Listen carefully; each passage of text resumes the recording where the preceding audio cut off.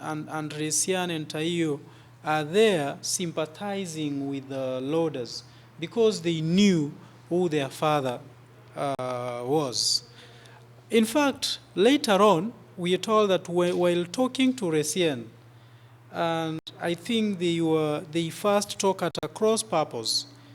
He calls her to tell her that she was going to be circumcised and get married to Oloisudori, but on learning that she was not ready for that, he changes the topic and becomes bitter, further proving how short-tempered he is. We have other characters like Parsimei, Simiren, his brother, who welcomes him after retrenchment. He turns out to be more welcoming than anyone else in the village for accommodating them. Joseph Pamwat, a character we cannot fail to mention, is loving, caring, and concerned, and we can get all that from the text.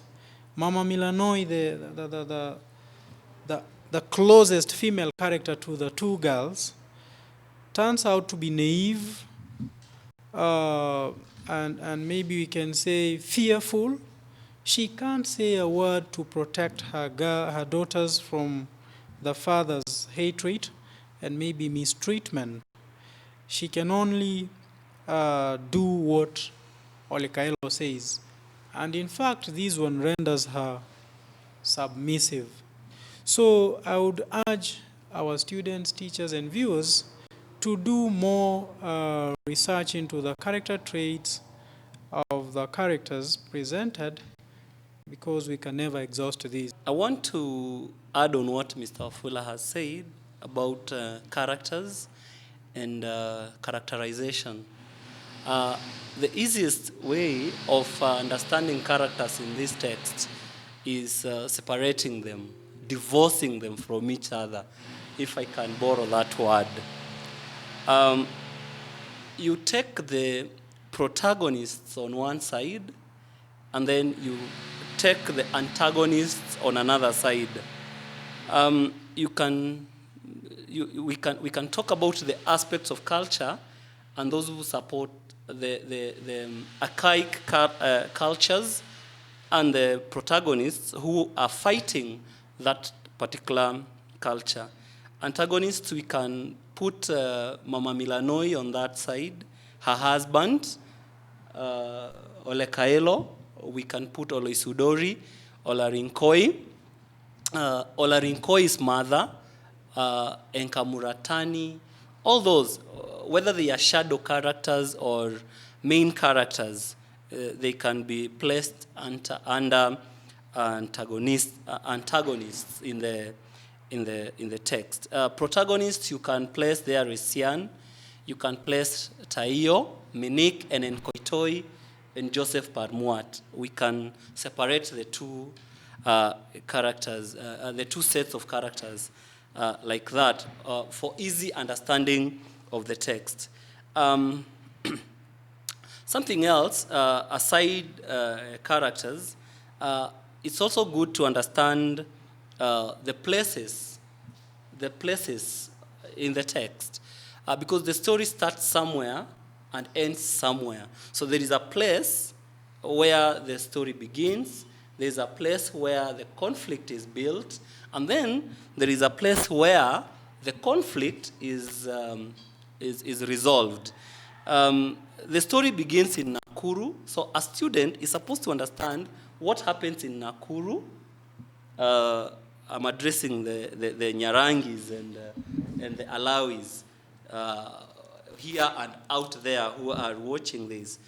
There is a place in Nakuru, so the students need to know exactly what happens in Nakuru, what happens in Nasila, and then there is what happens in Tarenaju, and even what happens in Esoit. Esoit is the place where Taiyo was taken to get circumcised. So it's good for students to know all those places. It will help them understand the text better. Blossoms of the Savannah simply means blossoming, outgrowing, sprouting from problems. Savannah in this context is a stress, bad culture, archaic, male chauvinism, all those. But by the end of the day, the Olekaelo daughters, they blossom from that. So the text is all about those two girls and how they blossom out of the savannah, which is their pain. So thank you very much for this discussion. We have come to the end of our discussion this evening. We started early. I hope this session has helped you, and it's going to help you more as you keep watching and rewatching. We hope that the students and their teachers will go through it and even add more information to what we have discussed in this forum today. And I want to thank our director and our producer, David Karwiru. I want to thank my colleague, Mr. Wafula, and my two students on my far left, Elijah Nyarangi, and my immediate left is Alawi Mohammed. I want to thank them for their contribution, and we hope that this is going to impact you. It's going to help you enjoy and love literature more and more. From our side, we can only say goodbye.